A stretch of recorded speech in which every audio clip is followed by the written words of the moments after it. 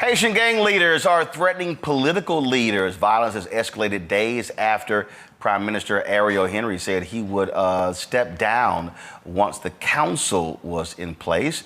A fire broke out in the capital of Port-au-Prince in its main prison. Today, the Senate confirmed Dennis Hankins as the new U.S. ambassador to the Republic of Haiti. The Congressional Black Caucus has been very much involved in what's going on there.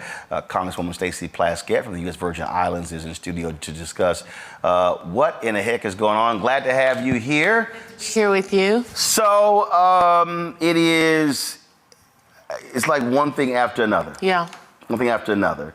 Yesterday, we had Jacqueline Charles with the Miami Herald on, talking about what's happening there. Mm-hmm. They had the meeting where they're forming this presidential council, but there were like 7 or 9 different plans that came there. And so for folks who don't know, what is the CBC's involvement with what's taking place in Haiti?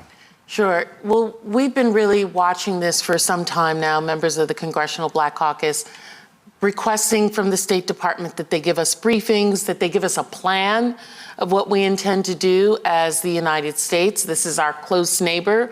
11 million people live in Haiti, and many more live here in the United States. Many are, great American citizens, and we need to be concerned. After the assassination of the prior President Moise, we knew that things were going to spiral out of control, and in fact, they did. The new president, who had never been elected by the people of Haiti, always had his legitimacy questioned. However, there's no legislature, no judiciary. There is nothing in place right now in the country of Haiti, and that has created a vacuum where the gangs have in fact gone in place, and they are basically at this point running the capital and much of the country.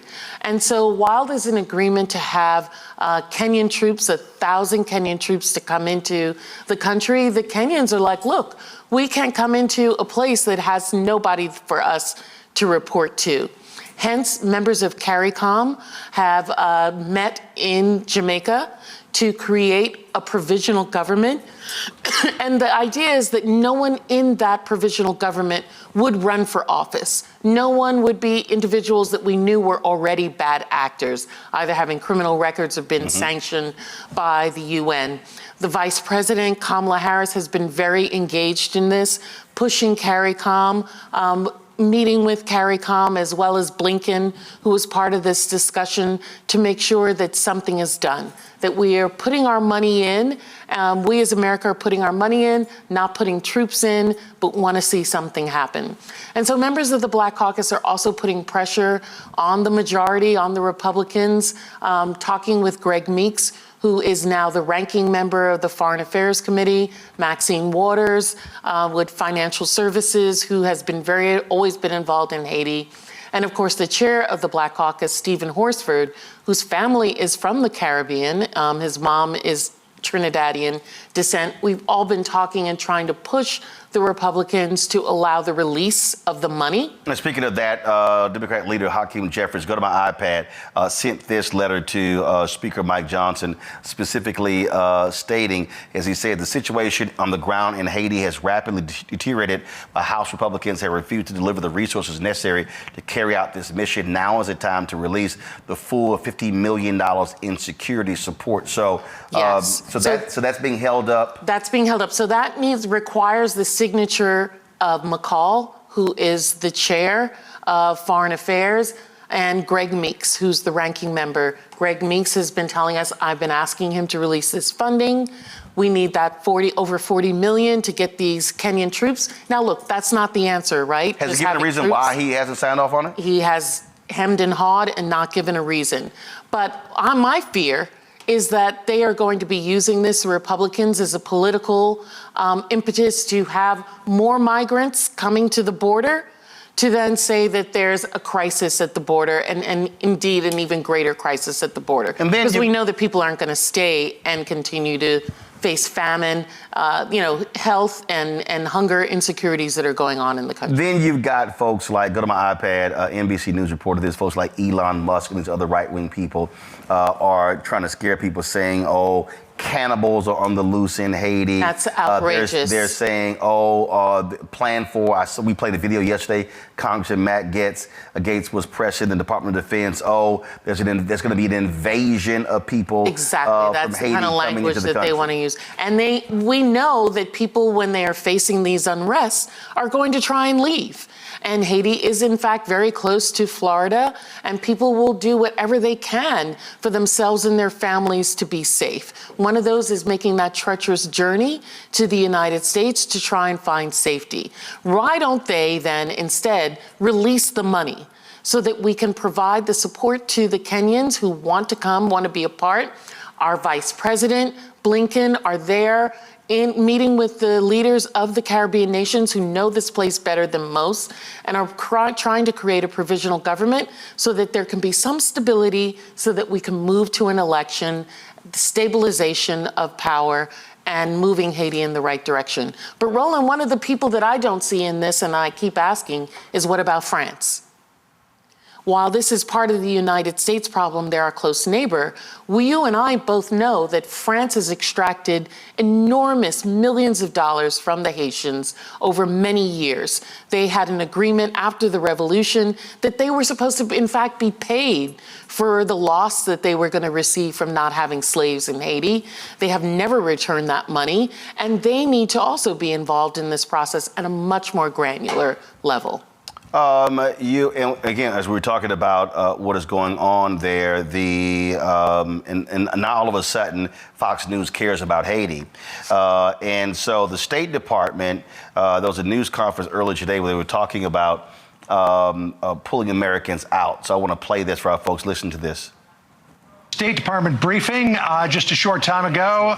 Our Jillian Turner questioning Matt Miller about whether there are any plans to evacuate Americans who are currently in Haiti and want to get out. Listen to this exchange. No, we are not planning for any. We are not actively planning for any evacuation. And I would remind you and others that Haiti has been a level 4 country with respect to our travel advisors since 2020. So what that means is for 4 years, we have been telling Americans, do not go to Haiti. Do not travel there. It's not safe to do so. And for those who are there, leave as soon as you can feasibly do so without putting yourself at risk. So you don't anticipate, or put it this way. So, again, I just want people to understand what's going on. If Fox News all of a sudden cares about a black country, we know exactly what exactly what their goal is. Sure. And so him answering that question, because I saw the White House, Simon Atiba posed, Biden is stranding Americans there. That is not the case. That is not the case. There have been numerous warnings about if you go there, you're going on. You're on your own. You're on your own. You're making that decision. Sure. Even members of Congress, we have been begging to be able to go to Haiti.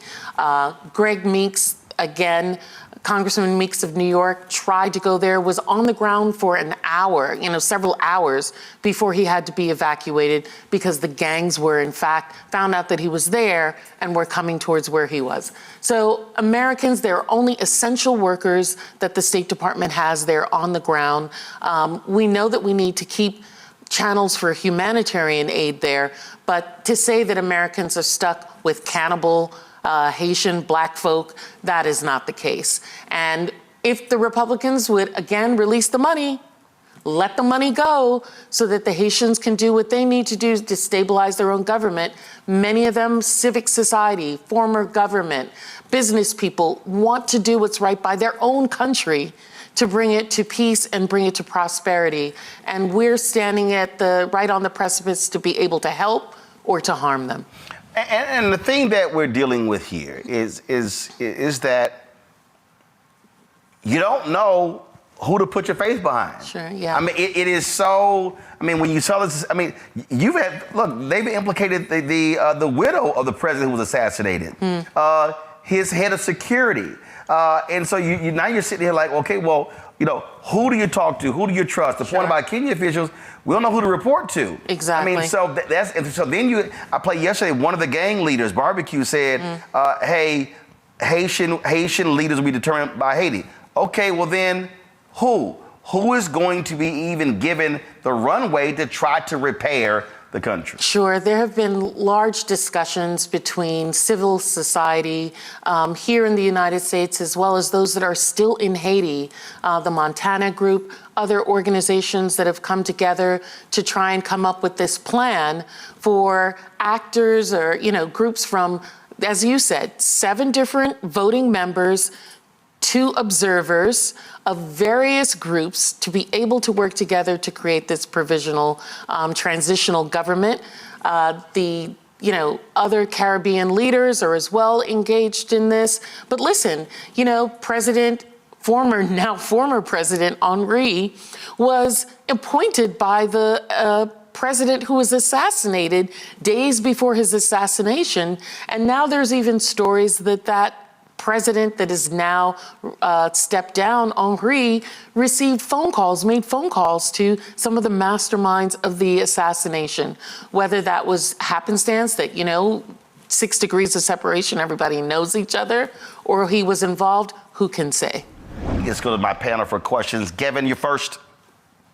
All right, thank you, Roland, and thank you, Congresswoman, for joining us to shed some light on the tragic situation in Haiti. I think it's particularly tragic and troubling to see this playing out in, our nation, in our world's first free Black republic, that was born out of the first successful Black slave revolt. It's interesting to hear you talk about, some of the paths to peace and prosperity in the short term. But I'm curious, can you share some of your, insights with us as to how we can prevent a situation like this, or perhaps how the leaders of Haiti can prevent a situation like this from ever happening again? Listen, that's beyond my wisdom on how to do this, how to not prevent this. Of course, there are textbooks that explain how this should and should not work. And I think the history of Haiti is one of such division throughout from its revolution to its independence, that we've got to peel so many layers back in terms of the real systemic attempt to ensure that Haiti never prospered in the first place, that is causing it to be where it is now. I talked to Haitian leaders. I'm so blessed that we have a Haitian member of Congress, Sheila Sherfilis McCormick, whose family is from Haiti, represents the Florida, but represents Haitian people as well, to talk about the needs at multiple levels, right? We don't just need military to support them in military or even in elections, but how do we support their school systems, health issues? And that needs to be multi-layered, and it needs to be Haitian-led. There are some enormously great civic societies members that I've been talking with and that are really engaged in this, and I think we just got to listen to them and give them the support that they need. They've come together in an incredible fashion. It's hard for Black folks to sit down and agree on anything. It's hard for anybody to agree on anything, but they have done the tough work, and I think it's just for us to take their lead. Rebecca? Thank you, Congresswoman, for being on the show tonight. Sure. So we know, or we've heard reports that over 500,000 illegal guns are flowing through Haiti and primarily coming from the United States. There's even an Episcopalian church that has been reported to be a part of this arms trafficking. We also know since the earthquake in 2010, billions and billions of dollars was raised for Haiti, and many of those dollars did not actually flow to the ground. So my question for you is, who do you think benefits from a Haiti that's not stable? I think there are so many people that don't benefit, and most of it is, of course, as you discuss, economic in nature. Individuals who are grabbing for power for their own pecuniary gain. In the last summer, we saw, and when you talk about guns, that's something that's going on throughout the Caribbean. And a lot of it is related to drug trafficking. Guns are not manufactured in the Caribbean basin, but they sure enough are everywhere. And the Caribbean leaders spoke with the vice president, as well as with the State Department. And the vice president has rolled out initiatives that are going to be about how do we stop gun trafficking going into the Caribbean basin, which is part of an anti-drug initiative. Individuals who were part of the leader of the gangs, one of the leaders of the gangs, just got out of jail last year in the United States for drug money laundering and doing drug money laundering. So we know that drugs and guns, as well as death, it's the same way even in our inner cities, right? We know that where you see those things, you also see people profiting monetarily, and that's what's happening in Haiti as well. Greg? Thank you, Roland, and thank you, Congresswoman Plaskett. I also want to note that this is a very difficult thing, I'm sure, for members of the CBC, particularly since Joe Biden deported a bunch of Haitians early on in his administration. My question is related to Rebecca's, and really, how does the Congressional Black Caucus see its role, particularly in this difficult election season, in pushing the Biden administration around this issue of making sure this isn't a continuance of American foreign interference in Haiti as opposed to international support? The Mexican Secretary of Foreign Affairs was in Jamaica, as you say, as they're trying to put together this meeting and work with Haiti. And she said, we got to ensure that all actors at the table. We know, as you've mentioned, Jimmy Chirizier, that they call barbecue. But one time he was the U.S.'s man. Then they lock him up. And then Guy Philippe has showed up again. We know he was on the dole, too, for the United States at the time. How can the Congressional Black Caucus stake out a position that certainly supports the Haitian people? And you say keep the money going. Now, we know, of course, that Kenya was only reached out to because nobody in the core group, Brazil, Canada, France, wanted to lead the invasion or the occupation. How can the CBC push the Biden administration in this election year, realizing the difficult calculus of this being interjected in U.S. politics, but at the same time just making sure the U.S. doesn't continue its policy of foreign intervention as opposed to international support? Well, I think what you're seeing is that the United States is looking to what are the Haitian people saying that they need. That's why we don't have troops on the ground there. We only have a very small Marine group that are looking at our embassy because we still need to keep essential workers there on the ground. And we don't want to be seen as intervention. And when you talk about people that the United States have supported that have turned out to be bad actors, these were people that Haitians supported that turned out to be bad actors. These are people that other Caribbean leaders said were going to be good actors. So I don't want it to appear that, the United States are the only ones that are funneling support into people who turn out to not be correct. But I think as the Black Caucus, what we have been doing is constantly pushing the State Department in terms of what is your policy and what are we hearing from our constituency that tells us that your policy may not be correct. That was what we did with regard to Ariel Henry, who the State Department and the Biden administration initially were supportive of. And then many of our members in New York and Florida and Massachusetts, other places, were saying, hey, our constituents, our Haitian constituents are telling us this is not the man and that you need to back up from that. You know that Daniel Foote was a special envoy for a while. His resignation was not just about the deportation, but his resignation was also his frustration over the State Department continuing to support Ariel Henry. And so we, as the Black Caucus, are trying to listen to the voices of Black America and its diaspora, which includes Haitians, Caribbean people, others who are hearing from their friends and family back home as to what is working and what's not working, and trying to keep everybody honest brokers in this. But I have to say that at this time, America is, for the longest, Canada was saying that they were going to come in, they were going to support, they have the language skills, and then they decided, no, we've got cold feet, we don't want to be involved in this. And so who do you bring in to support and bring order when you do not have police officers? Police officers in Haiti had not been paid in almost a year. Many of them then turned to be gang members or leaders of gangs. We don't have a parliament. We don't have a ministry of justice there. There are not elected leaders. And so we are looking, in fact, to civil society to be the ones telling us where is the right place and how do we move forward. All right, then. Congresswoman Plaskett, always a pleasure to have you. We appreciate Thank you. it. Thanks so much.